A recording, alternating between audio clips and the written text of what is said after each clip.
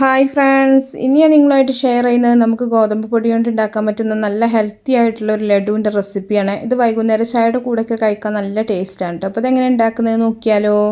ആദ്യം തന്നെ ഞാനൊരു പാത്രം അടുപ്പത്ത് വെച്ചിട്ട് അതിലേക്ക് 3 ടേബിൾ സ്പൂൺ നെയ്യ് ഒഴിക്കുന്നുണ്ട്. നെയ്യ് തന്നെ എടുക്കുക കേട്ടോ, എന്നാലേ നമുക്ക് ആ ഒരു ടേസ്റ്റ് കിട്ടുള്ളൂ. ഇനി ഇതിലേക്ക് 2 കപ്പ് ഗോതമ്പ് പൊടിയാണ് ഇട്ട് കൊടുക്കുന്നത്.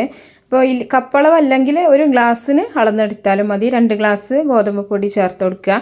എന്നിട്ട് ഇതൊരു മീഡിയം തീയിൽ വെച്ചിട്ട് നന്നായിട്ട് ഇതൊന്ന് വറുത്തെടുക്കണം. തീ കൂട്ടി വെച്ചിട്ട് വറക്കരുത്, ഗോതമ്പ് പൊടി ആയത് കാരണം തന്നെ പെട്ടെന്ന് കരിഞ്ഞു പോകും. അപ്പോൾ ഒരു മീഡിയം ഫ്ലെയിമിലിട്ടിട്ട് നല്ല പോലെ ഒന്ന് വറുത്തെടുത്താൽ മതി. അപ്പോൾ ഈ ഗോതമ്പ് പൊടി നെയ്യിൽ കിടന്നിട്ട് മൂത്ത് വരുന്ന സമയത്ത് നല്ലൊരു സ്മെല്ല് വരും കേട്ടോ. അപ്പോൾ ആ ഒരു സമയത്ത് വറവായിട്ടുണ്ടാവും. അപ്പോൾ ചെറിയ തീയിലിട്ടിട്ട് നന്നായിട്ടൊന്ന് വറുത്തെടുക്കുക. കരിഞ്ഞു പോകാണ്ട് വറുത്തെടുത്താൽ മതി. അപ്പോൾ നല്ല പോലെ ഒന്ന് വറുത്തെടുക്കുന്നുണ്ട്. ഇപ്പോൾ ഗോതമ്പ് പൊടിയുടെ കളറൊക്കെ ഒന്ന് മാറി വന്നിട്ടുണ്ട്. നമ്മൾ ഇടുന്ന സമയത്തേക്കാളും കുറച്ചും കൂടെ ഒരു ബ്രൗൺ കളറായി വരും കേട്ടോ ഗോതമ്പ് പൊടി നന്നായിട്ട് മൂത്ത് വരുന്ന സമയത്ത്. ഇനി ഇതിലേക്ക് ഞാൻ 1 കപ്പ് തേങ്ങ ചിരകിയതും കൂടെ ചേർത്ത് കൊടുക്കുന്നുണ്ട്.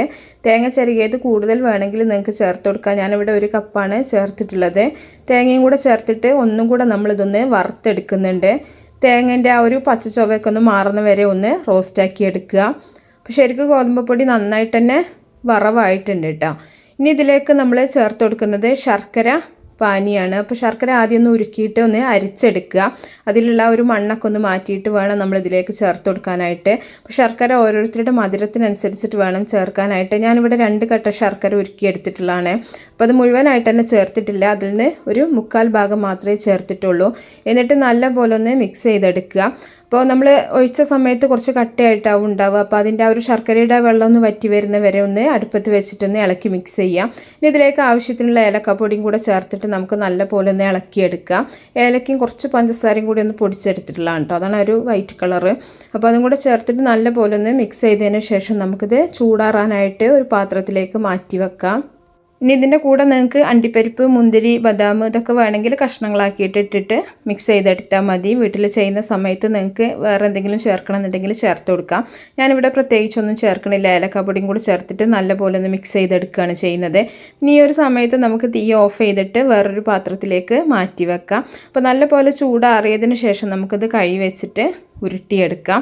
അപ്പോൾ കൈകൊണ്ട് തൊടാനുള്ള ഒരു ചൂടാകുന്ന സമയത്ത് ഉരുട്ടിയെടുത്താൽ മതി. അപ്പോൾ ഞാൻ നേരത്തെ കുറച്ച് അണ്ടിപ്പരിപ്പൊന്ന് നെയ്യിലൊന്ന് വറുത്തെടുത്തിട്ടുണ്ട്. അപ്പോൾ അതൊന്ന് വെച്ചിട്ടൊന്ന് ഗാർണിഷ് ചെയ്യുന്നുണ്ട്. അപ്പോൾ ഇതൊക്കെ നിങ്ങളുടെ ഇഷ്ടം പോലെ ചെയ്യാം. അപ്പോൾ നല്ല ഹെൽത്തി ആയിട്ടുള്ള ഒരു ലഡുവാണ് കേട്ടോ. നമുക്ക് മക്കളൊക്കെ സ്കൂൾ വിട്ട് വരുന്ന സമയത്ത് വൈകുന്നേരത്തൊക്കെ കൊടുക്കാൻ പറ്റിയ നല്ലൊരു ലഡുവാണ്. പഞ്ചസാരയൊന്നും ചേർക്കാത്ത കാരണം തന്നെ നല്ല ഹെൽത്തി ആയിട്ടുള്ള ഒരു ലഡു തന്നെയാണ്.